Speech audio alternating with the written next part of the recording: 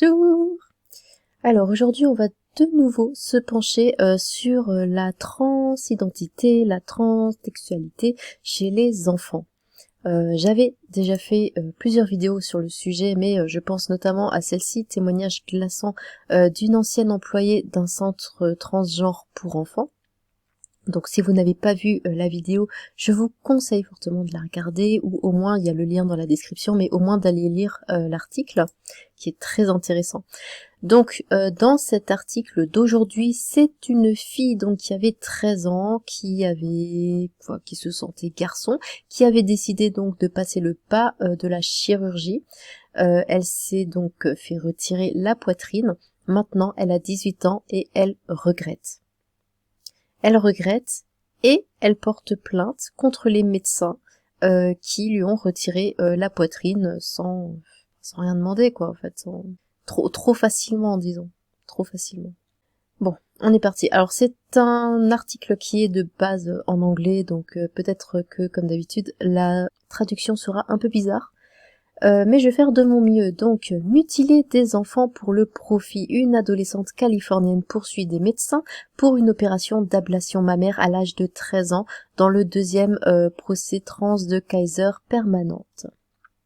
Une adolescente californienne a commencé à poursuivre en justice les médecins qui, à l'âge de 13 ans, lui ont coupé les seins dans le cadre d'un changement de texte médical qu'elle regrette maintenant amèrement dans le cadre du dernier procès trans américain à succès.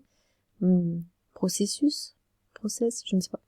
La jeune fille de 18 ans, connue sous le nom de Leila Jan, dit qu'elle n'aurait jamais dû subir le tourment des hormones de testostérone à 12 ans, et des bloqueurs de la puberté et de la chirurgie l'année suivante. Elle fait partie d'un nombre croissant de détransitionnaires, comme on les appelle, qui en viennent à regretter leur procédure et à poursuivre les médecins qu'ils accusent de les pousser à des traitements irréversibles au lieu de conseils. Je ne pense pas que j'aurais dû être autorisée à changer de texte avant de pouvoir légalement consentir à avoir des relations textuelles, a déclaré Leila sur Fox News. C'est bien de s'en rendre compte. Je ne pense pas que je sois mieux lotie pour l'expérience et je pense que la transition a complètement ajouté de l'huile sur le feu qui étaient mes conditions préexistantes. On va essayer de comprendre. Selon des documents juridiques, Leila a connu des sautes d'humeur, de l'anxiété, de la confusion entre les textes et des problèmes de colère lorsqu'elle était enfant. À 11 ans, j'ai appris l'idéologie transgenre radicale et je suis allée en ligne pour en savoir plus sur la nouvelle tendance. Donc là voilà, la fameuse Leila.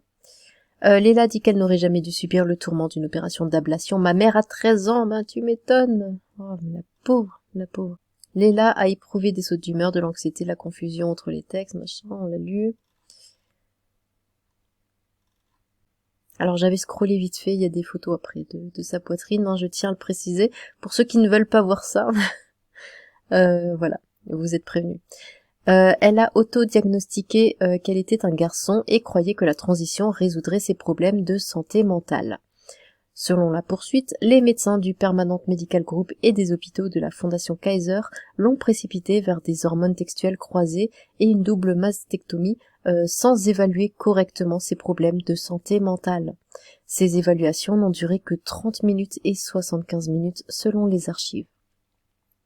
Les documents juridiques identifient les soignants comme étant Susan Watson, psychologue à Auckland, Winnie Tong, chirurgienne plasticienne basée à San Francisco, et Lisa Taylor, endocrinologue pédiatrique à Auckland. Ils sont accusés de dissimulation intentionnelle, malveillante et oppressive d'informations importantes et de fausses représentations qui ont vu Leila pousser dans les procédures. On prétend qu'ils ont présenté à Leila Jan et à ses parents un choix terrifiant. Préférez-vous avoir un fils vivant ou une fille morte ? Ouf. Un langage qui fait écho aux plaintes d'autres détransitionneurs à travers les États-Unis. Ce sont des décisions avec lesquelles je devrais vivre pour le reste de ma vie, a déclaré Leila dans un communiqué. Je suis prêt à rejoindre le groupe croissant de détransitionneurs afin qu'aucun autre enfant n'ait à subir les tourments que j'ai subis aux mains de médecins en qui j'aurais dû pouvoir faire confiance. Leila parle avec une voix plus profonde que d'habitude pour une jeune femme, ce qui est censé être le résultat de la prise de l'hormone mâle testostérone pendant plusieurs années. Elle a commencé la détransition à 17 ans. Son avocat Harmeet Dillon, un activiste conservateur et PDG du Center for American Liberty, a déclaré que Kaiser est devenu un acteur récurrent dans le domaine croissant de la mutilation permanente d'enfants à des fins lucratives. Dillon représente également Chloé Cole, une autre détransitionnaire californienne de 18 ans qui a poursuivi le mois dernier Kaiser pour avoir retiré ses seins à l'âge de 15 ans et l'avoir pompé avec des bloqueurs de puberté. Pompé ? Les prestataires médicaux de Leila ont gnolé de manière, alors c'est pas gnolé comme gnolé, mais à cause de YouTube, je suis pas sûre, donc je dis quand même gnolé, de manière grossière et imprudente la norme de diligence dans ce cas et d'autres, a déclaré Dillon. Nous sommes impatients de les tenir responsables de ce qu'ils ont fait et ensemble, nous cherchons à dissuader ce traitement à la chaîne, insensible et destructeur des enfants avec ses pratiques éveillées, non scientifiques et barbares. C'est pratique woke, hein, j'imagine.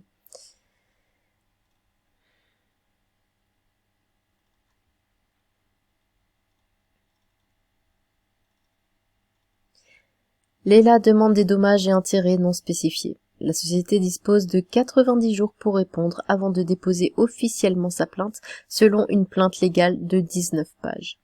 Le porte-parole de Kaiser, Mark Brown, n'a pas commenté l'affaire, mais a déclaré que ses médecins pratiquent une médecine compatissante et fondée sur des preuves fondées sur une recherche solide et les meilleures pratiques médicales. Lorsque des patients adolescents, avec le soutien de leurs parents, recherchent des soins affirmant leur texte, l'équipe de soins du patient évalue soigneusement leur option de traitement, a déclaré Brown à dailymail.com. Les décisions en matière de soins appartiennent toujours aux patients et à ses parents et, dans tous les cas, nous respectons les décisions éclairées des patients et de leurs familles concernant leur santé personnelle. Les soins d'affirmation de genre, comme on les appelle, couvrent tout, des bloqueurs de la puberté aux hormones textuelles croisées et, dans de rares cas pour les enfants trans de moins de 18 ans, à la chirurgie. Plusieurs associations médicales affirment que ces soins de santé sauvent des vies parmi un groupe sujet au suicide. Mais les opposants à l'idéologie trans disent que le texte est déterminé à la naissance et ne peut être changé, que les groupes consultatifs médicaux ont été détournés par des idéologues trans et que les politiciens doivent intervenir pour empêcher les parents, les médecins ou les thérapeutes de nuire de façon permanente aux enfants. Beaucoup sont alarmés par la forte augmentation du nombre d'adolescentes atteintes d'autisme et d'autres problèmes de santé mentale qui demandent des médicaments pour changer de texte ces dernières années et par de nouvelles études reliant les bloqueurs de la puberté à des os plus faibles et à l'ostéoporose. L'opportunité d'autoriser les médecins et la chirurgie pour les enfants transidentifiés est devenue une ligne de front dans les guerres culturelles américaines, avec plus de projets de loi républicains visant à interdire les soins affirmant le genre en 2023 que n'importe quelle année à ce jour. Dillon dit qu'elle reçoit des milliers d'appels de personnes de tout le pays qui veulent poursuivre des prestataires de soins de santé pour des soins trans ratés, mais que malheureusement la plupart dépassent le délai de prescription. Une récente enquête YouGov auprès de 1000 adultes dans les États rouges et bleus a révélé que les Américains étaient largement opposés aux procédures d'affirmation de genre pour les enfants. Quelque 61% ont déclaré rejeter l'idée de donner des bloqueurs de puberté aux enfants de 12 ans, tandis que 21% ont déclaré que c'était acceptable. Ils ont également jugé les hormones textuelles croisées et les chirurgies mammaires inacceptables par des marges similaires. Alors juste en dessous de cette photo, il y a la photo de l'ablation, donc si vous voulez couper, vous coupez tout de suite. Allez, on est parti.